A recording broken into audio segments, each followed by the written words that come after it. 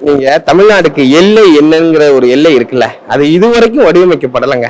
அந்த எல்லையை தமிழ்நாடு அரசும் இது வரைக்கும் சரி பண்ணல. நீங்க இப்ப சொல்றீங்க இந்த கேரளா வந்து இதுல இருக்குன்னு. நீங்க தென்காசி செங்கோட்டை பகுதியில் சர்வே டிஜிட்டல் கணக்கெடுப்பு வந்து கேரளா பண்றான்.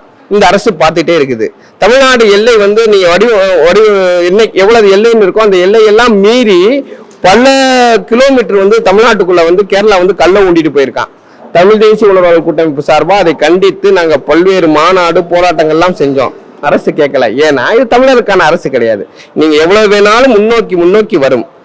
எப்படி வந்து எல்லைகள் வந்து குறுகிக்கிட்டே வருங்கிறதுக்கு இதுதான் சாட்சி. பல்வேறு பகுதிகளில் நீ நமக்கு தெரிஞ்சது இன்னைக்கு குன்னூர் செங்கோட்டை பகுதிகள்லாம் வந்து காட்டுக்குள்ள மக்கள் போக முடியாது. அந்த காட்டுக்குள்ள டிஜிட்டல் மூலமாக வந்து கேரள அரசு வந்து எல்லையை அளந்து சட்டத்திற்கு புறம்பாக தமிழ்நாடு அரசிடம் அனுமதி வாங்காமல் தமிழ்நாடு எல்லைக்குள்ள புகுந்து உள்ள கல்லு கொண்டிருக்கான். பல கிலோமீட்டர், பல 100 கிலோமீட்டர் உள்ள தாண்டி வந்திருக்கான். ஆனா இந்த அரசு வேடிக்கை பார்த்துட்டா இருக்கு. தெரியாதுன்னு கேட்டீங்கன்னா அந்த அரசுக்கு நல்லா தெரியும்.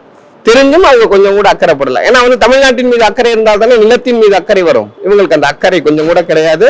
இது வரும் தமிழர்கள் ஆட்சி கையில் இருக்கும் போதுதான் அந்த கல்லுகள் எல்லாம் புடுங்கி எரியணும். நம்ம ஏற்கனவே தமிழ்நாட்டு பல பகுதிகளை இழந்து நிற்கிறோம்.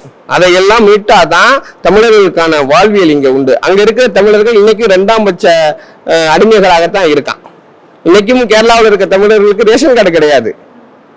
இன்னைக்கும் வந்து கர்நாடகாவில் இருக்க தமிழ்நாட்டு பகுதியில் இருக்க தமிழர்கள் வந்து சுதந்திரமா இல்லை. அப்ப நம்ம எல்லைக்குள்ள இருக்க தமிழர்கள் இந்த சூழல்ல இருக்காங்க. இந்த அரசு வந்து தமிழர்களுக்கான அரசு இல்லை. அதனால இதையெல்லாம் சகித்து தான் நம்ம போகணும். வேற வழி இல்லை.